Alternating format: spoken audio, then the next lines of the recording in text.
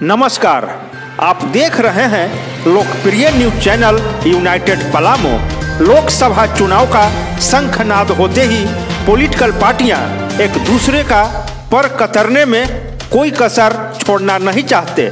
अभी हाल ही में इसी कड़ी में प्रदेश में राजद और झारखंड विकास मोर्चा के साथ ऐसा ही हुआ है। तो क्या इन दोनों पार्टियों के सफाये का मास्टर प्लान तैयार था जिससे भाजपा ने पूरा कर लिया? आज इसी विषय पर हम प्रकाश डालेंगे। इस विशेष कार्यक्रम में आपका स्वागत है। मैं हूं रविंद्र उपाध्याय। खबरें अब विस्तार से। प्रदेश में भाजपा से अलग होकर बाबूलाल मरांडी ने जब अपनी नई पार्टी झारखंड विकास मोर्चा का गठन किया होगा तो उनके मन में ऐसा विचार कदापि भी नहीं आया होगा कि एक न एक दिन उनकी पार्टी का ऐसा दुर्गति होगा। उनकी पार्टी के लिए 2014 से 2019 के बीच का जो समय है वह पूरी तरह से विपरीत है। इनकी पार्टी को खत्म करने का इन 5 वर्षों में जो मास्टर प्लान तैयार किया गया वह पूरी तरह से धरातल पर उतरता दिख भी रहा है। लोकसभा चुनाव 2014 में इनकी पार्टी के विधायकों को किस तरह तोड़ा गया यह सभी जानते हैं।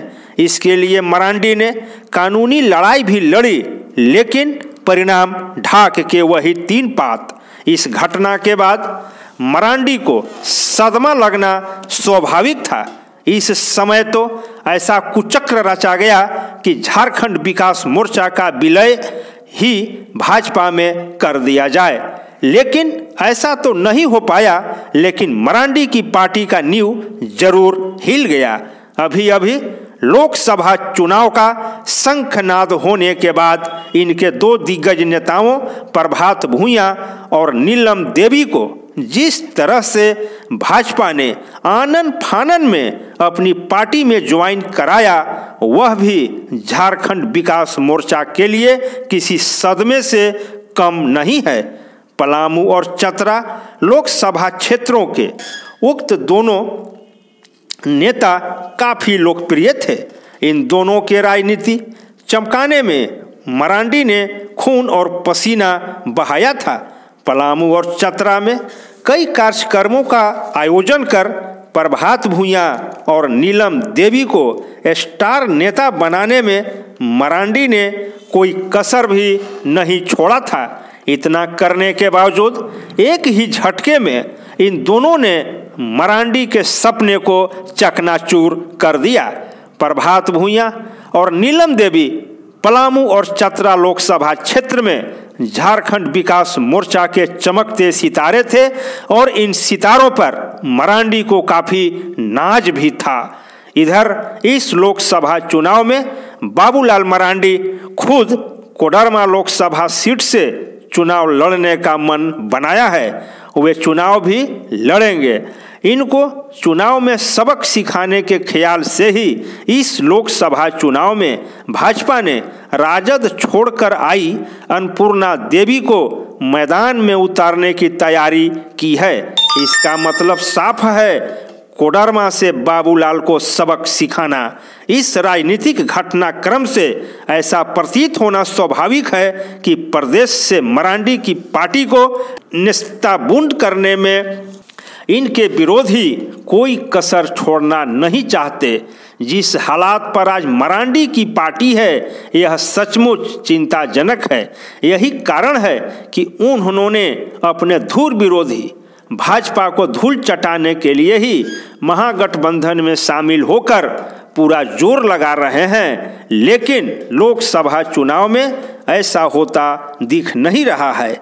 अगर हम इनके और इनके पार्टी के अतीत की बात करें तो झारखंड विकास मोर्चा भी एक समय में पूरे फोरम में था और कई दूसरे दल के नेताओं का इनकी पार्टी में आने का सिलसिला लगा हुआ था। आज समय ऐसा आ गया है कि अधिकांश नेता झारखंड विकास मोर्चा छोड़कर भाजपा का रुख पुनः कर चुके हैं और कर भी रहे हैं। यह सिलसिला जारी है।